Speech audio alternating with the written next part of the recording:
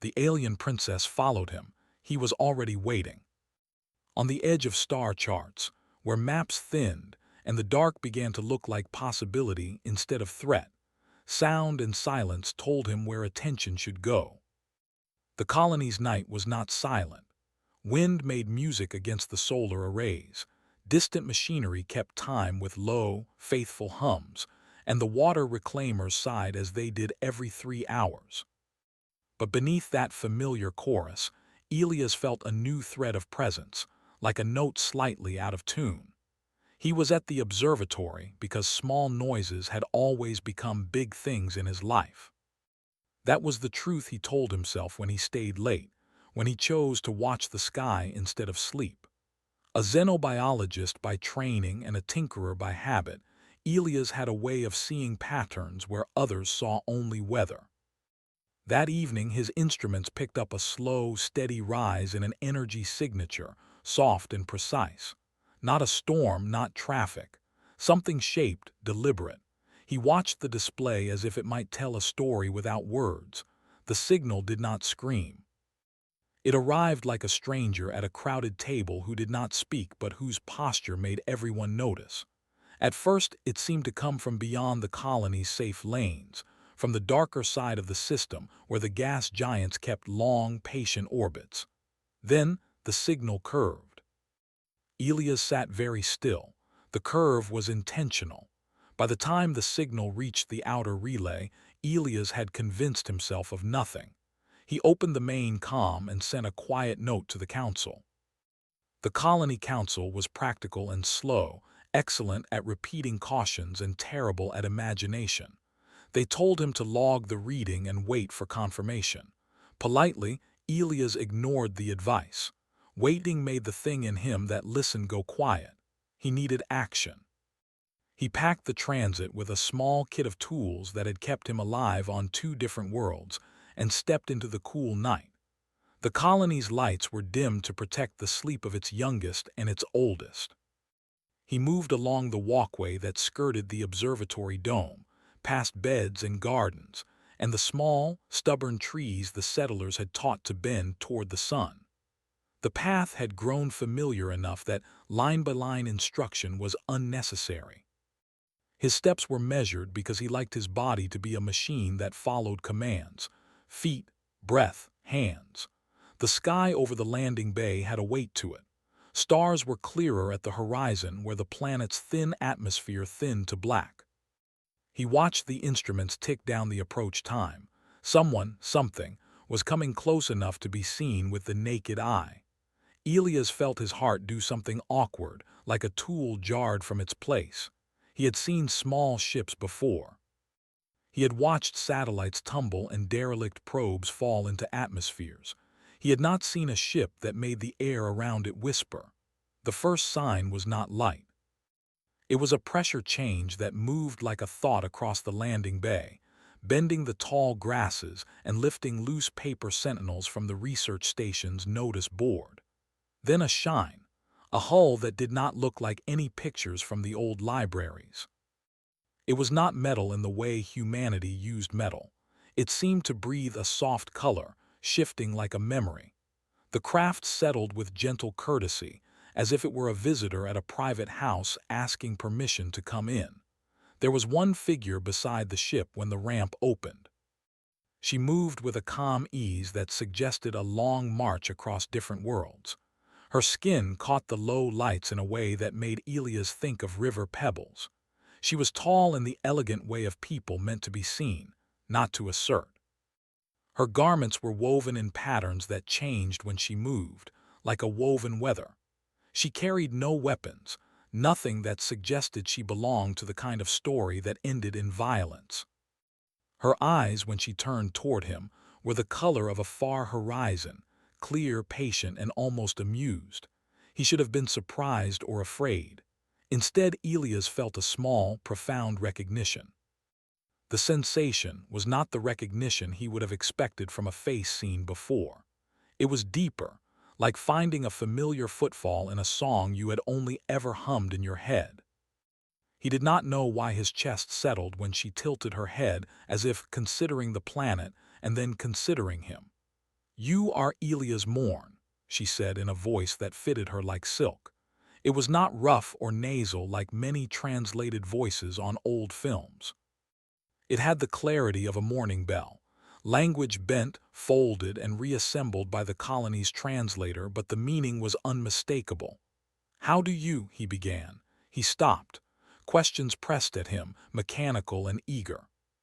He had prepared many lines for first contact scenarios, cautious greeting, formal vocabulary, offers of food and shelter.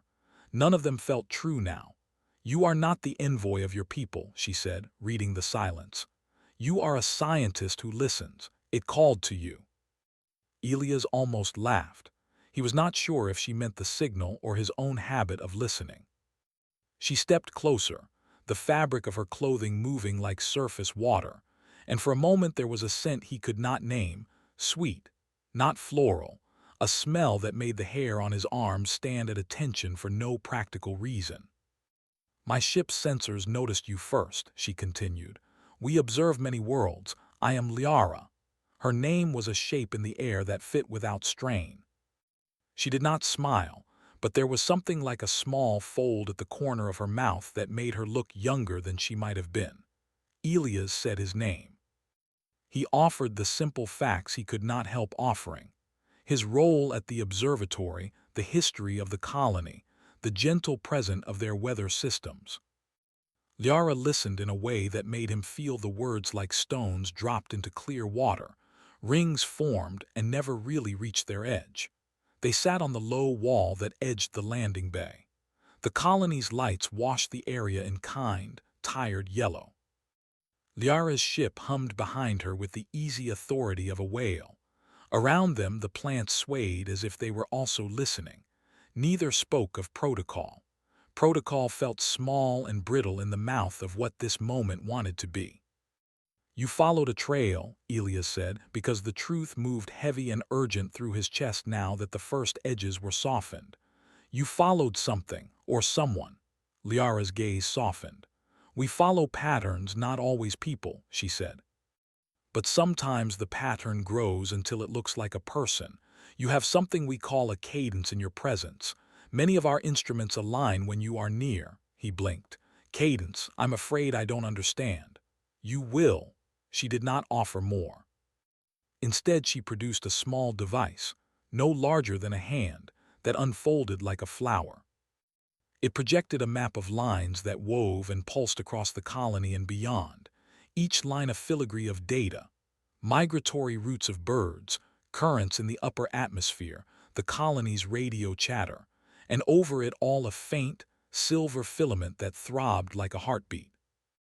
The filament started at a point beyond the system and threaded toward the colony, settling here, near where Elias sat. "It came from long ago," Liara said.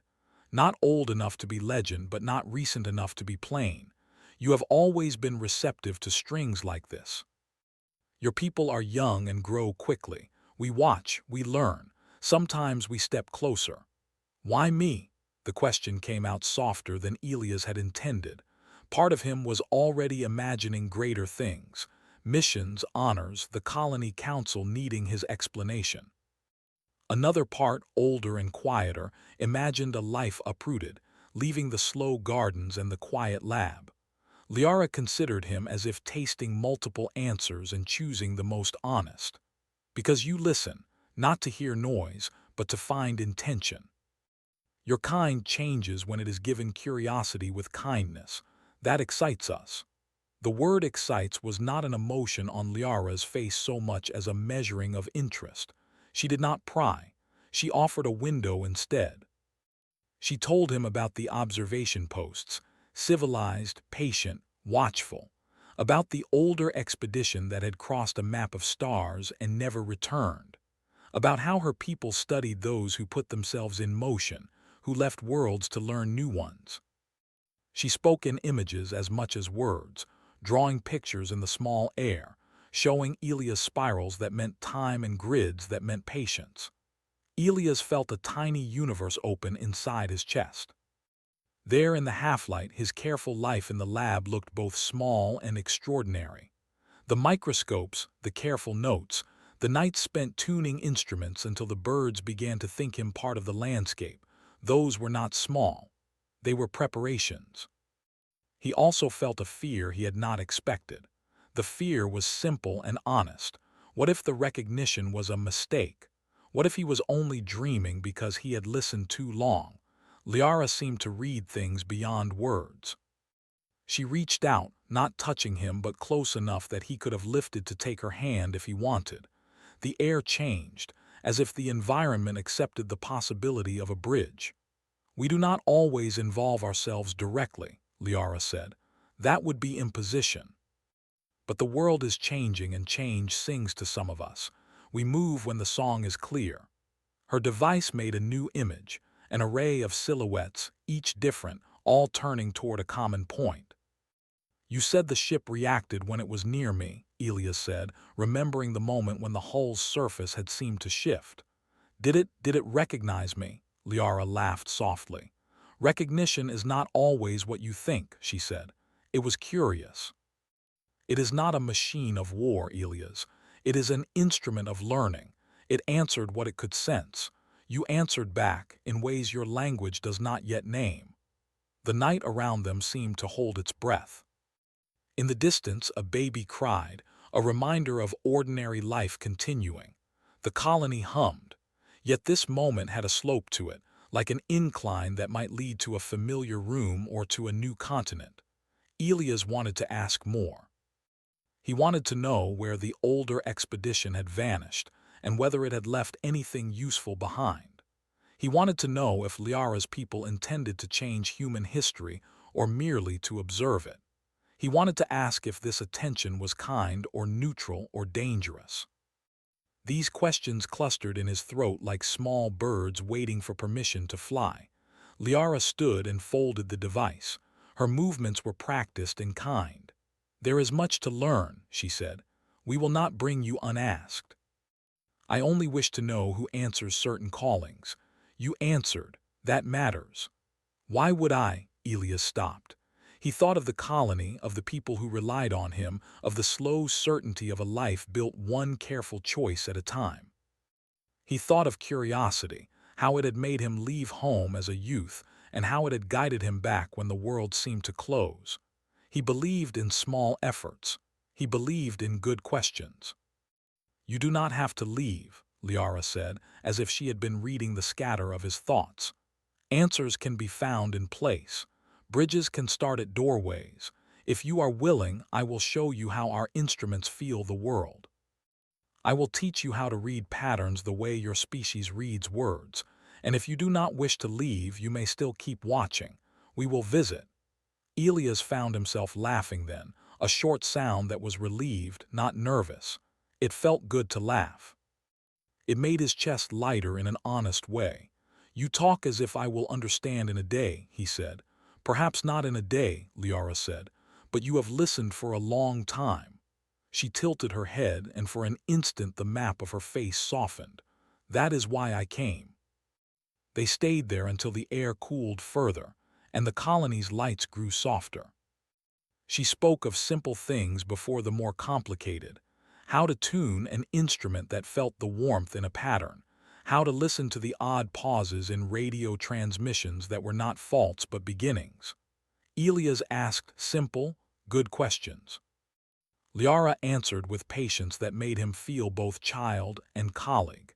As she prepared to leave, she turned to Elias with a seriousness that felt like a promise and a warning mixed together. "There are many who will not move quickly," she said.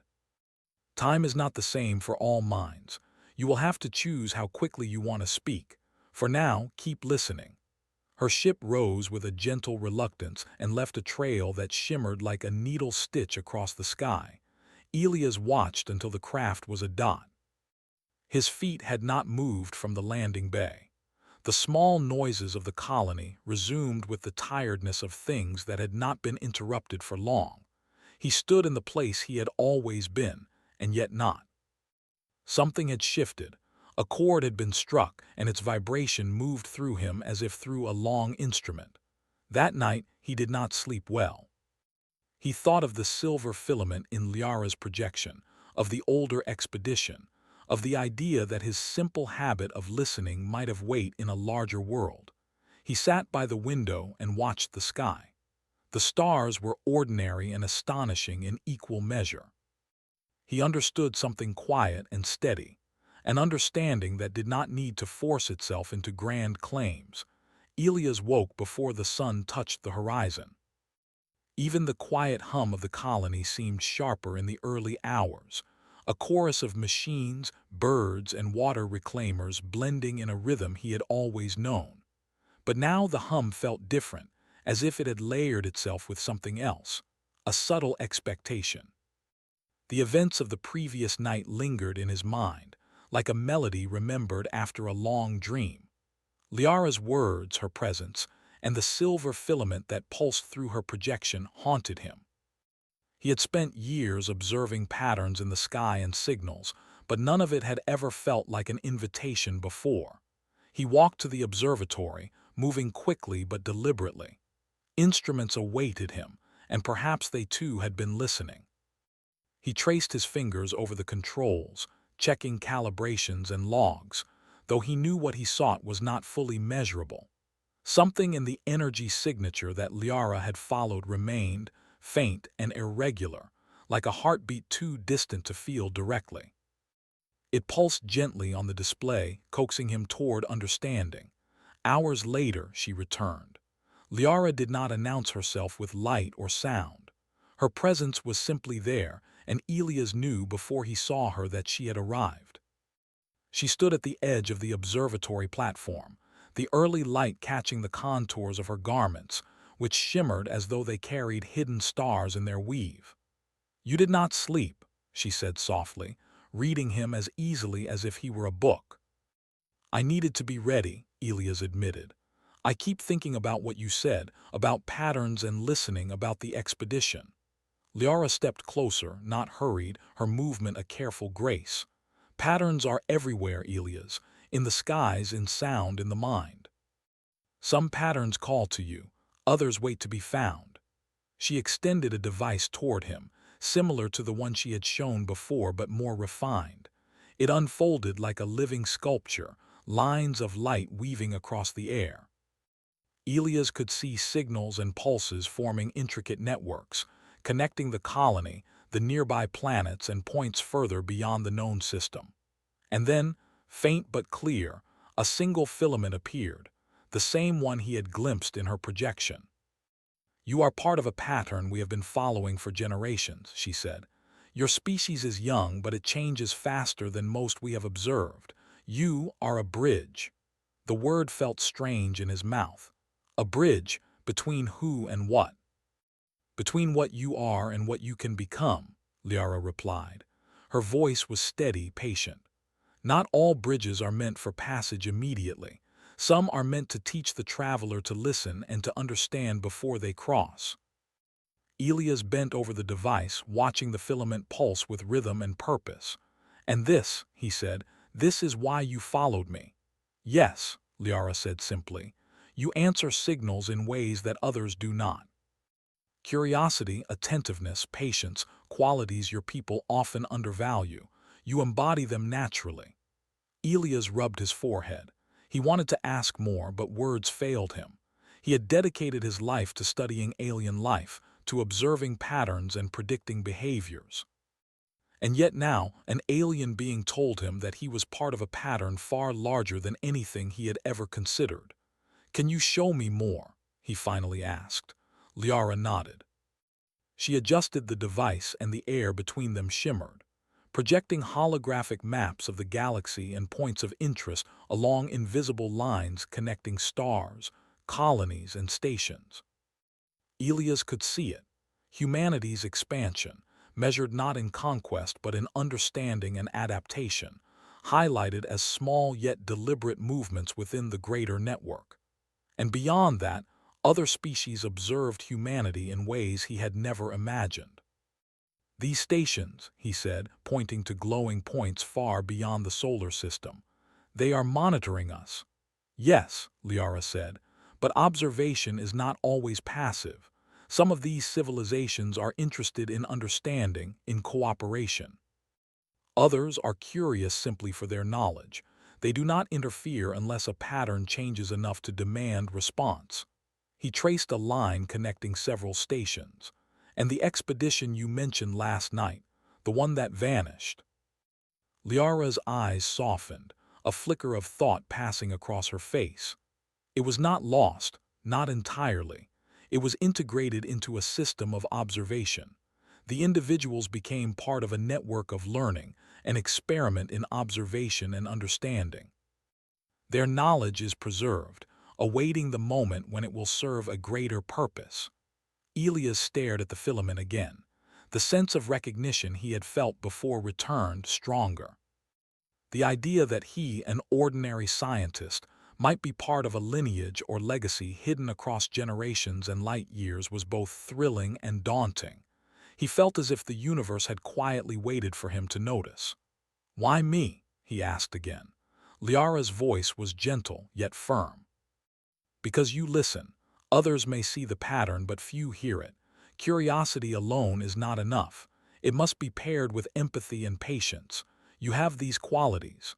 The morning sun rose, casting long shadows across the observatory platform. Elias realized how little he knew about himself, even after decades of study. Liara's presence was not threatening. It was revealing. Over the next hours, they worked together.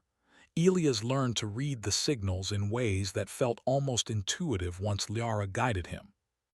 They traced the movements of subtle energy across planets, noted patterns in communication signals, and even considered how natural phenomena might influence intelligent behavior. Each discovery was small yet cumulative, building a sense of shared understanding between the two of them. Liara asked questions, not out of curiosity alone, but to guide thought, prompting him to consider aspects of observation he had never noticed. Elias found himself thinking differently, imagining possibilities beyond the immediate data. He realized that human ingenuity, small and adaptive, could complement the precision and patience of her people. Together, they could see connections invisible to either species alone. "You are ready for the next step," Liara said finally, as the colony began to stir with its daily routines. "But it will require a choice." Elias frowned. "Choice. You may continue here, observing, learning, contributing in ways that affect your immediate world," she explained. "Or you may join me. Travel beyond your system, help us understand the networks fully, and represent your people in ways that will shape future cooperation between species." The offer was extraordinary. Elias had dreamed of traveling among stars, of observing life on distant planets, but he had never imagined it would come with responsibility, or with recognition that his small habits, listening, noticing, learning, could matter so greatly. He thought of the colony, of the careful life he had built. Could he leave? He also thought of the patterns Liara had shown him, the filament that had threaded through time and space to find him. How could he ignore something that seemed to call him by name? He began, then stopped. He realized the words were insufficient. Thoughts, feelings, and questions collided in a way that no single answer could contain. He looked at Liara, saw her calm presence, and felt the pulse of possibility in the air. "The choice is yours," Liara said. She did not rush him, did not impose urgency. Her words hung in the air like a bridge waiting to be crossed. Elias spent the day observing, still working at the instruments, still tracing the filaments across the projected maps. He noted how signals shifted slightly when he was near, how the energy patterns seemed to respond to attention and curiosity. By evening, he had made a decision. He returned to the landing bay where Liara's ship rested. The craft shimmered in the fading light, quiet yet alive. Elias felt no fear now, only a sense of purpose and anticipation. "I will go," he said, simple and true. "I want to learn. I want to help understand these patterns." Liara's expression remained calm, but a small curve at the corner of her mouth suggested approval. "Then we will begin together," she said. "There is much to teach and much to observe. Humanity has potential beyond what you can imagine, and the first step is to see without assuming limits. As they boarded the ship, Elias looked back at the colony one last time. The gardens, the laboratories, the familiar lights, they felt different now, as if he had seen them from the edge of a new horizon. He knew he would return, that his people would matter in ways the galaxy had only begun to notice. But for now, the stars themselves waited, patient and expectant. The ship lifted smoothly, silently, and Elias felt the pulse of the universe through the floor beneath him. Liara guided him through the systems of the craft, showing him how to interpret instruments and signals, teaching him to listen in ways far beyond human training. Each lesson was a discovery, each observation a bridge between species and understanding. As the planet receded beneath them, Elias realized something profound. The bridge he had become was not simply a path for himself. It was a path for humanity, for the curiosity and adaptability that defined them, and for the chance to show the galaxy that intelligence was more than power. It was attention, empathy, and the courage to understand. Liara said nothing more about the filament, yet Elias could feel its presence guiding them, like a quiet companion threading through the void. Patterns unfolded before them like rivers in space, twisting and connecting, some faint, some vivid. And somewhere beyond the visible lines, other minds watched, waiting for humans to show what they could do. For the first time, Elias did not feel small. He was part of a network far larger than the colony, far larger than his own species. He felt alive with possibility, the thrill of discovery paired with the gravity of responsibility. And in the quiet moments, he could sense Liara's own attention, patient and deliberate, affirming that curiosity could indeed become destiny. As the ship glided further into the void, Elias knew the universe had many lessons to teach him, and humanity along with him. And he was ready to listen, finally understanding what Liara had meant when she spoke of bridges, of patterns, and of the quiet power of those who truly pay attention. Elias felt the hum of the ship beneath his feet as though it were alive, a gentle vibration that connected him to the vessel in ways his human mind had never imagined. Liara moved gracefully through the corridors, demonstrating controls and instruments that seemed both alien and intuitive. Everything was designed to observe and measure, yet it responded to them as though it understood curiosity itself. Elias had learned to watch and listen to patterns on the planet, but now the patterns extended into space itself. Every pulse, every shift of light or energy told a story if one had the patience to understand. For hours, they observed quiet regions of the galaxy, where the stars were distant points of cold fire. Liara explained the networks of observation stations, showing how each civilization had developed its own approach to watching the growth of others without interfering. Some civilizations were patient, like her own, studying species over generations. Others were less patient, recording events as they unfolded, waiting for anomalies that might indicate innovation or danger.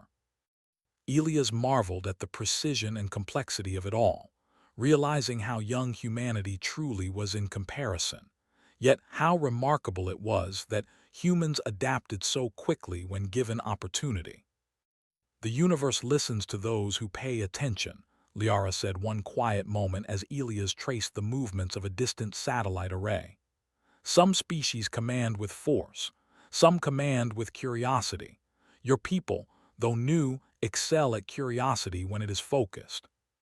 That is why you are here." Elias nodded, feeling a mixture of pride and humility. He had always thought of human invention as small steps, careful adjustments. And yet now he could see how these small steps could ripple across space when combined with attentiveness and understanding. Even the simplest act of listening or observing had the potential to connect worlds. After several cycles of observation, Liara guided him toward a different type of lesson. She introduced him to a series of energy filaments that pulsed faintly against the darkness of space. These were not stars or planets, but networks of knowledge, invisible to most instruments. Elias realized that they represented communications, not words or signals in the human sense, but patterns of thought, research, and observation encoded across light years. Some filaments connected civilizations that had never met, others connected places where life had barely begun to stir. These filaments are the stories of intelligent life, Liara explained. Not all civilizations wish to travel or dominate. Many simply exist and observe. Some share, some guard, and some, like us, watch for bridges, those who can connect, interpret, and transmit understanding. Elias leaned closer to the display, tracing one filament that pulsed faster than the others. It originated in a cluster of stars far beyond their current system and twisted toward an uncharted sector. He felt a strange resonance in his chest, similar to the feeling he had experienced when Liara first arrived on his planet. "That one," he said. "It feels different. Almost like it recognizes us." Liara nodded slowly. "It does. Some filaments are sensitive to intent. They respond not just to presence, but to engagement, attention, and empathy. You have a gift for this, Elias. That is why we came to you." He felt a mixture of wonder and responsibility. The patterns were vast, almost overwhelming, yet there was an elegance to them. Every filament represented a life, a civilization, a choice made in the span of existence. And some, he realized, were waiting for someone to understand them, to respond. For the next cycle of the day, Liara guided him in interpreting the filaments' subtle shifts. They practiced noticing minute variations, tiny increases in brightness, irregular oscillations, subtle shifts in rhythm. Elias found that his human ability to perceive and interpret patterns in nature translated surprisingly well into this new context. He felt his mind stretching, forming connections between seemingly unrelated events, weaving together the narrative of civilizations that had never spoken directly to each other. "You are learning quickly," Liara observed. "Some species require generations to perceive these patterns. You are grasping them in cycles, hours, and days. That is rare." Elias smiled, a quiet, satisfied smile. The pride was not for himself exactly, but for what humanity represented. If curiosity, attentiveness, and patience could make such a difference for one individual, what might it mean for an entire species? The day passed, and night, or the absence of direct starlight in this part of the galaxy, fell upon the observation decks. Elias continued to study the filaments, tracing connections with his fingers and mind alike, when Liara paused before a particularly complex network. "This filament is older than most," she said. "It carries knowledge encoded by a civilization that vanished long ago. Their records are incomplete, but some information was preserved through these networks. Few humans have ever perceived it. You are one of the first to do so consciously." Elias leaned closer, following the intricate pulse of the filament. He felt a thrill of discovery, the same feeling he had known when he first observed alien behavior in microbial life forms on other worlds. The knowledge preserved in the filament was abstract yet elegant, representing principles of physics, mathematics, and biology, interwoven with patterns of social behavior and ethical systems. Humanity's own approach could learn from these records, could adapt and grow. He realized then that the networks were not merely for observation. They were teaching tools, archives of wisdom waiting for those capable of listening. And he felt a strange kinship with the species that had contributed to them. They had left traces not to control but to share understanding, and now he was part of the story, interpreting their signals and passing insight forward. Liara observed him carefully, her expression unreadable. "Your kind is often impatient," she said softly. "But you, Elias, have the patience to perceive. That is why bridges form with you." Elias looked at her, a question in his eyes. "Bridges, you mean connecting humanity with them, with all of them?" "Yes," Liara replied. Humanity is young, adaptable, and creative. We see the potential for your species to join in cooperative understanding, but only if we teach and only if you are willing to listen and engage. Elias nodded, absorbing the responsibility. He felt the weight of it, yet it was not oppressive. Instead, it was motivating, a call to action that relied on intelligence, attention, and empathy rather than force. He realized that this was what Liara had meant when she spoke of the cadence in his presence, a natural ability to perceive patterns, to understand intention, and to act with purpose. Later, Liara guided him to a simulation room where the filaments could be projected in 3 dimensions, forming a lattice of light and energy that surrounded them. Elias floated among them, tracing the filaments, feeling the pulse of information as if it were music. He discovered clusters that represented civilizations struggling to survive, others thriving through cooperation, and some that had vanished entirely but left legacies embedded in these networks.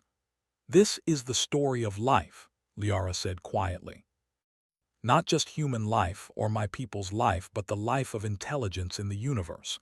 It is a story of patterns, connections, and understanding. Some civilizations dominate, some preserve, some wait. Few truly engage and fewer still create bridges." Elias' mind raced with possibilities. Could humanity become one of the civilizations that engaged consciously, that contributed knowledge without coercion, that preserved understanding while adapting to new challenges? The thought thrilled him. He realized that being part of this network was more than observation, it was participation. He could not merely watch, he could shape understanding.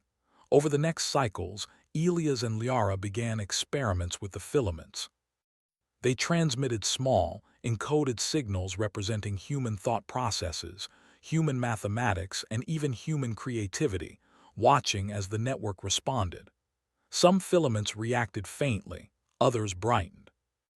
Elias marveled at the complexity, how different civilizations interpreted the same signals differently, some with curiosity, some with caution. The interactions were subtle but unmistakable, and Elias felt a deep sense of accomplishment. Humanity was not just being observed. It was beginning to participate in a dialogue across the stars. As they worked, Elias began to notice another layer in the filaments, subtle echoes of older patterns. These were traces of the vanished civilization Liara had mentioned, intertwined with newer networks. He realized that understanding these connections could reveal knowledge lost for generations, knowledge that could advance both human and alien understanding simultaneously. "Elias," Liara said one cycle later, her voice calm but carrying a quiet urgency, "we are approaching a moment.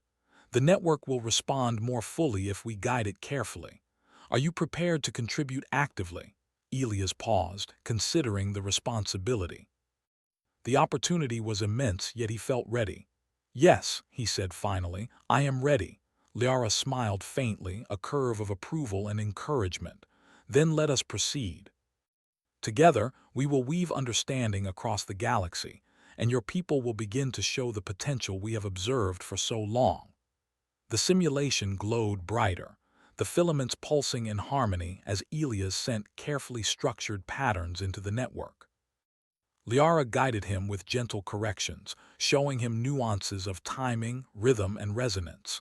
Slowly, the network began to respond, pulsing back in recognition of his input. Elias felt exhilaration and wonder, but also humility. Humanity was young, yet capable. Liara's people had watched for generations, yet now the responsibility of connection rested partly on him. He realized that every choice, every pattern, every pulse mattered. His presence was not accidental, it was part of the design, part of the network's unfolding story. When they paused for rest, Elias looked out at the stars stretching infinitely around them. He felt a deep connection to the galaxy, a sense that each pulse of light, each filament of knowledge, was a conversation waiting to be joined. And he knew that humanity's role was no longer merely to observe. They were participants, learners, and potential teachers. Liara placed a hand lightly on the console beside him, not touching him but close enough to convey a shared understanding. "You have learned quickly," she said, "but there is more. Many civilizations await the demonstration of your kind's ingenuity and empathy. Soon, others will watch directly, and humanity must be ready to speak in the language of patterns, not force." Elias nodded, feeling both excitement and resolve. The galaxy was vast, filled with civilizations both seen and unseen, and now he understood that attention, patience, and understanding could bridge the greatest distances. He had listened, he had learned, and now he was beginning to respond. As the ship glided silently through the void, Elias reflected on the journey. He had crossed the threshold from observer to participant. Humanity's small, careful steps had brought them this far, and now the steps mattered more than ever. He was no longer just a scientist on a distant colony. He was a bridge, a conduit for understanding between species, patterns, and generations. And somewhere beyond the visible filaments, other minds waited to witness what humanity could do, waiting for them to show that curiosity, empathy, and intelligence were as powerful as any force in the universe. Elias felt a thrill he had never known. He was ready to meet it, ready to guide humanity into the galaxy not with dominance or fear, but with understanding, listening, and the quiet power of insight. The journey was only beginning, and the bridge he had become stretched farther than he could yet see, threading through space, time, and the pulse of civilizations waiting to connect. Elias stood on the observation deck, watching the galaxy unfold before him like a living tapestry. Filaments of light pulsed and intertwined, each a story, a civilization, a voice waiting to be understood. The quiet hum of the ship beneath his feet had become a familiar companion, a rhythm that synchronized with his own thoughts. Liara moved beside him, her presence calm yet attentive, like a guiding star he could rely on without needing instructions. "Today is the day," she said, her voice soft but certain. "The network will respond fully if we proceed carefully. Many are watching, Elias. Humanity must show what it is capable of."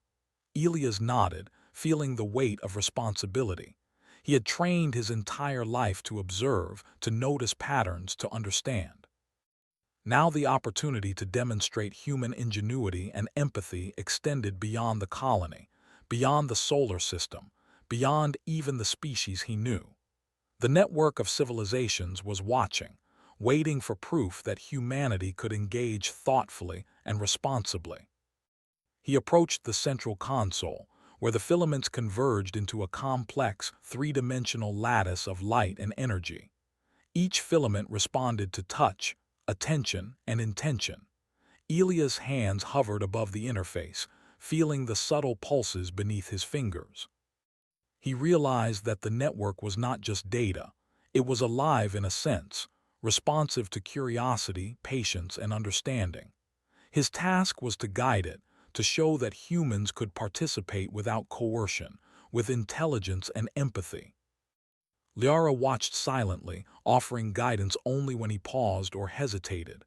"Focus on connection, not speed," she advised. "The network responds to thoughtfulness. Humanity's strength is in adaptability and insight, not in haste." Elias took a deep breath and began. He sent small, carefully structured signals into the network, representing human creativity, problem-solving, and cooperation. He encoded simple patterns that reflected both logic and emotion, mathematics, art, music, and examples of collaboration. As he worked, the filaments began to pulse more brightly, responding to his inputs. He noticed subtle differences in the reactions. Some filaments brightened immediately, as if welcoming the contribution. Others hesitated, flickering before stabilizing, testing the signals for consistency and intent. Elias realized that the network was alive in a way he had never expected. It did not simply record. It evaluated, interpreted, and responded. Humanity's small steps of ingenuity were being judged not by force or influence, but by understanding. "This is incredible," Elias murmured. "It's like the network can feel intention." "Yes," Liara said quietly, "and that is why we follow those who listen." Few species are capable of participating in this way. Most respond to force or to immediate gain. Humans, when guided, can show a different path, one of thoughtfulness, empathy, and insight. Hours passed as Elias worked, carefully guiding signals into the lattice. He experimented with combinations of mathematics and music, with patterns that represented both logic and creativity. He observed how the network interpreted each input, adjusting in real time. The filaments pulsed in harmony, creating a rhythm that felt almost musical, a symphony of understanding stretching across the galaxy. Liara guided him to transmit a pattern representing collaboration among humans on the colony. She had noticed that Elias' greatest strength was his ability to take small, individual actions and see how they connected into larger patterns. He encoded examples of the colony's gardens, the careful construction of habitats, and the adaptive solutions humans had created to survive and thrive in their environment. The response was immediate. The filaments brightened, radiating energy in waves that spread across the lattice. Elias felt a thrill of connection, a recognition that human ingenuity, small and deliberate, could resonate across vast distances. The network was not only observing, it was acknowledging, responding, and integrating the contributions. Liara's expression softened. "You are doing more than transmit information," she said. "You are showing understanding, attention, and care. This is the language of cooperation." Elias paused, looking at the filaments that stretched farther than he could see. Some pulsed in unfamiliar rhythms, representing civilizations whose ways of thinking were entirely different. He realized that understanding did not mean mimicking. It meant connecting, finding points of resonance and contributing thoughtfully. Humanity was being judged not by power, but by intelligence, empathy, and adaptability. He spent cycles adjusting, learning, and experimenting. Liara guided him through subtle corrections, showing him how to interpret responses and adjust his inputs accordingly. He began to understand that the network was like a living conversation, not a static archive. Every pulse, every reaction was a message, a question, or a recognition. Humanity had the chance to speak, and Elias felt the responsibility keenly. By the end of the day, the lattice of filaments had grown more vibrant. Elias could see clusters of light that represented civilizations previously isolated, now interacting with his signals. The network was responding as a whole, not just in parts. Humanity's creativity, attentiveness, and curiosity were being acknowledged, and the recognition extended far beyond what he had imagined. Liara stepped beside him, her presence calm yet reassuring. "They have seen humanity," she said. "Not as conquerors, not as invaders, but as participants. Your actions have demonstrated that humans can contribute to understanding and cooperation. This is the beginning, Elias. Humanity is being welcomed into a dialogue that spans generations and worlds." Elias felt a wave of pride, tempered by humility. He realized that he was part of something larger than himself, larger than his species. The network was not just observing, it was integrating, learning, and responding. Humanity's role was no longer passive. It was active, thoughtful, and creative. He thought of the colony, of the small acts of ingenuity and care that had defined human life. Every garden tended, every machine repaired, every observation recorded. These were the steps that had prepared humanity for this moment. And now, across the galaxy, the network was listening and responding. Liara guided him to transmit one final signal for the cycle, a pattern representing human empathy and cooperation, a synthesis of all the lessons he had learned. He encoded it carefully, weaving together elements of logic, creativity, and compassion. The filaments responded with brilliance, sending waves of light that radiated through the network, reaching civilizations he could not even name. Elias felt a deep sense of connection. The network was alive, responsive, and acknowledging humanity as a partner in understanding. The universe was vast, yet the simple act of attention, curiosity, and careful thought had bridged the distance between worlds. Liara placed a hand lightly on the console beside him, her presence steady and reassuring. "This is only the beginning," she said. "Many civilizations will observe next, and humanity must continue to show patience, creativity, and empathy. You have taken the first step. The next steps will shape the role your species will play in the galaxy." Elias nodded, feeling the weight and excitement of responsibility. He understood now that participation in the network required more than observation. It required thoughtfulness, intention, and care. Humanity had been invited not because of strength, but because of intelligence, curiosity, and the willingness to learn. He looked out at the filaments stretching infinitely in all directions, each pulsing with energy and information. The galaxy was alive with possibility, and humanity had a place within it. The thought filled him with both pride and determination. Liara guided him through the next cycle, teaching him more subtle nuances of the network, how to interpret fluctuations, how to adjust input for clarity, how to maintain harmony across multiple civilizations. Elias learned quickly, applying his natural aptitude for pattern recognition and curiosity.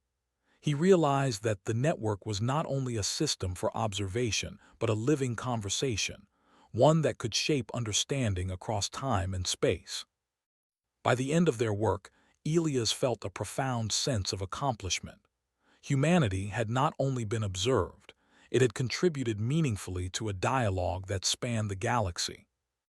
The network recognized intelligence, creativity, and empathy, and humanity had shown it possessed all three. Liara turned to him, her expression calm but radiant.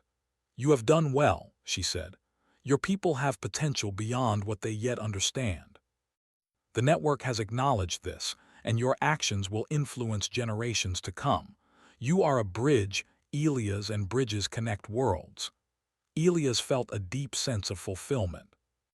The galaxy was vast, filled with civilizations both seen and unseen, and humanity had stepped into a role of thoughtful participation.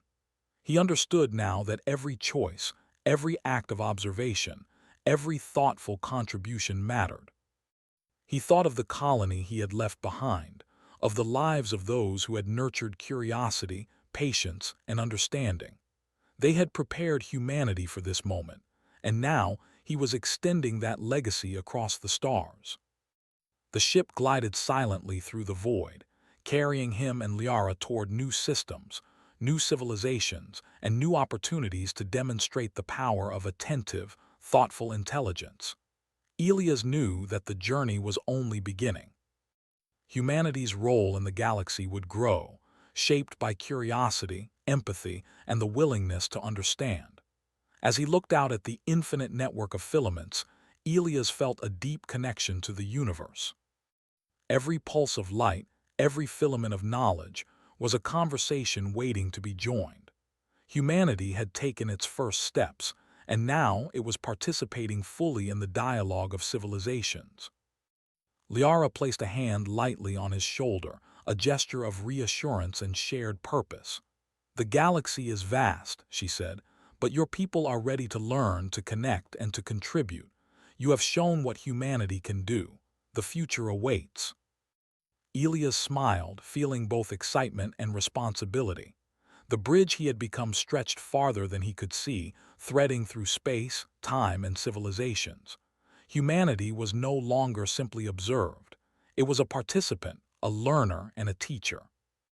And he was at the center, listening, learning, and guiding, ready to show the universe the quiet, patient power of curiosity, intelligence, and empathy.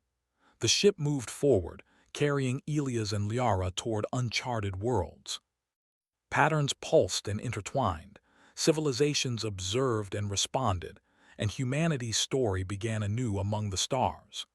Elias knew that the journey would be long, filled with learning, discovery, and connection. But for the first time he felt certain. Humanity had a place in the galaxy, and it would matter.